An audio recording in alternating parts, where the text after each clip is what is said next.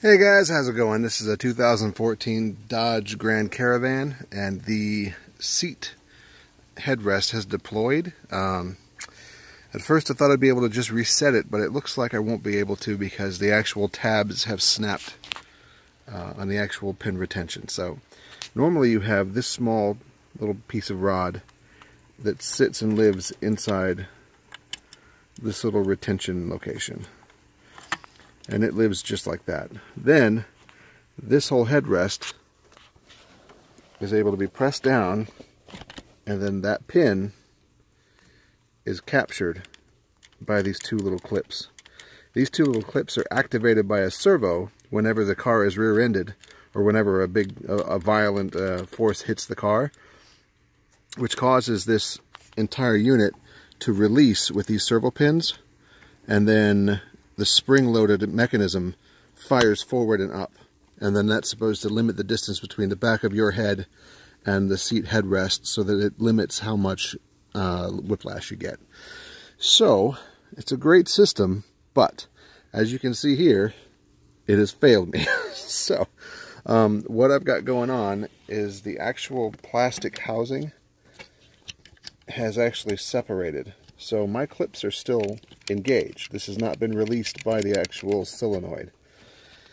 So the issue that I have is I now have a $675 cost that's going to be incurred because this headrest unit is one piece.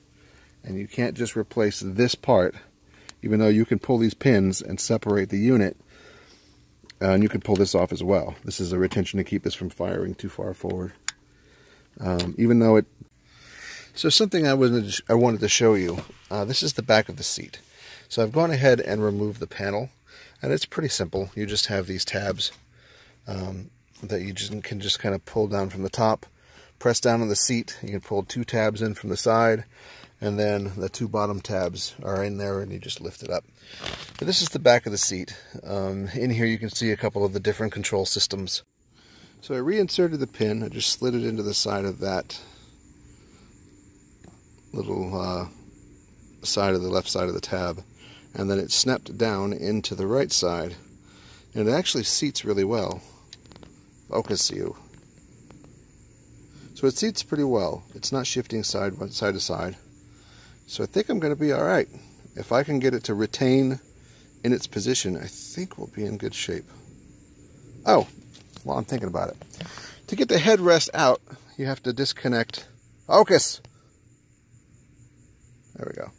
You have to disconnect the servo connection and then lean the seat back because, of course, this is long-ass rods.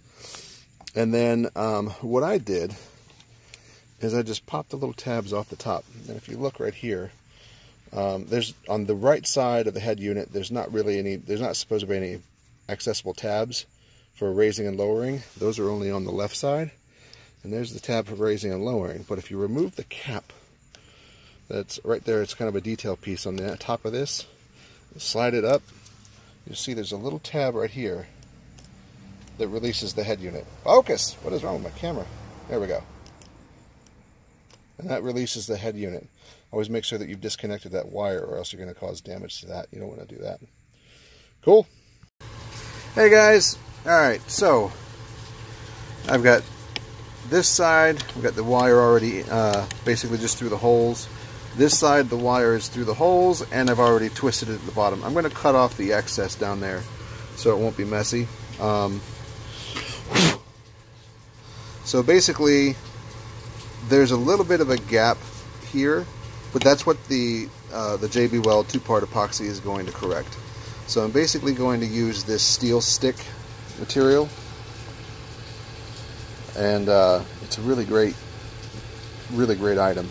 They have one that's very similar to it that's for gas tanks and stuff.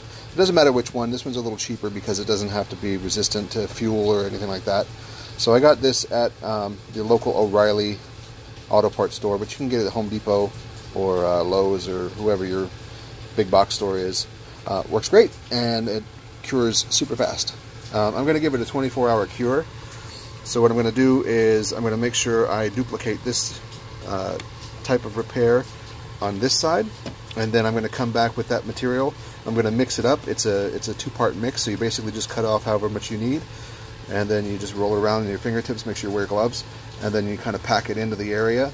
I'm going to go ahead and sand some of this plastic because some of this plastic is still pretty smooth, and I want to give it something porous to bite into.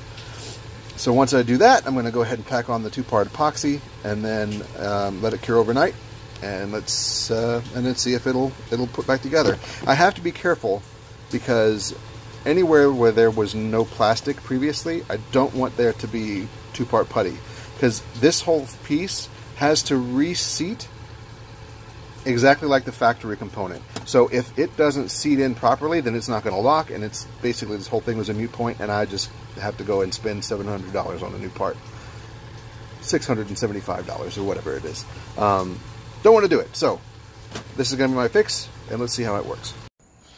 Alright, I was able to get 12 volt and a ground to the orange and brown wire, and it released these little clips. So now I can go ahead and install everything. You can see I did the JB weld at each mounting point, and I went ahead and closed it to make sure that everything looks good, everything's cleared. So hopefully, fingers crossed. All right, I've gotten these tabs put back on. Let me do it the right way, actually, so I don't forget them. I was able to actually put a positive and a negative to the wiring. So the brown wire was the ground, the mustard wire was the positive. So I basically just used an old battery, connected them up, and I didn't do the ground to the battery terminal negative. I did the ground to a grounded piece of metal. So you can use your car, you can do whatever, follow whatever factory installation or whatever manual you want. But I was able to get it undone doing it that way. So now I'm going to do the reinstall. So I'm going to install the servo actuator cable, and then I'm going to align the two pins, slide it down until it clicks. I'm going to raise this, I'm going to press in, I'm going to raise this, I'm going to press that in, and there we go. I'm going to realign these guys until they snap. Reinstall this one until it snaps. Alright, so now we have the head unit, and it can be reinserted, but like I said earlier, I'm going to give this 24 hours to cure. So you can see the repair. The JB Weld repairs are right here. I went bulky because it's going to be a lot of weight on this. These springs are really strong, and they're constantly pulling on it, which is why it broke in the first place. So, recapping, I have wire that is actually holding around that little piece of bar stock, and then I have the two-part JB Weld reinforcing it, and then giving it a little bit more strength. So then it's going to connect right here into these little jaws. Hopefully, I'll have saved myself $700. We'll see. All right, well, that's pretty much everything. Make sure you do not forget to reconnect your servo connection, because if you do not, then you will get one of those pesky lights on your dash, and maybe you have to go to the dealership to get that fixed. Other than that, I'm just going to reinstall this back panel, and we'll see how it works. Thanks for watching. Well, I gave it 24 hours to cure,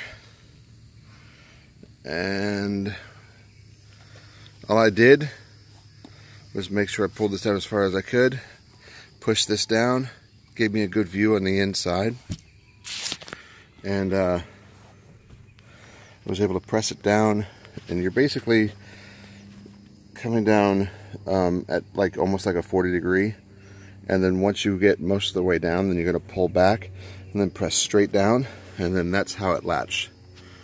And the repair seems to be good and solid, so I don't hear any cracking or any kind of issues. It just grabbed and held nice and tight. So hopefully that's going to be the fix, and that just saved me close to $700. It was $6 in a two-part JB Weld putty, and I just had some scrap wire, and that's all it took. All right, awesome. Well, thanks for checking in.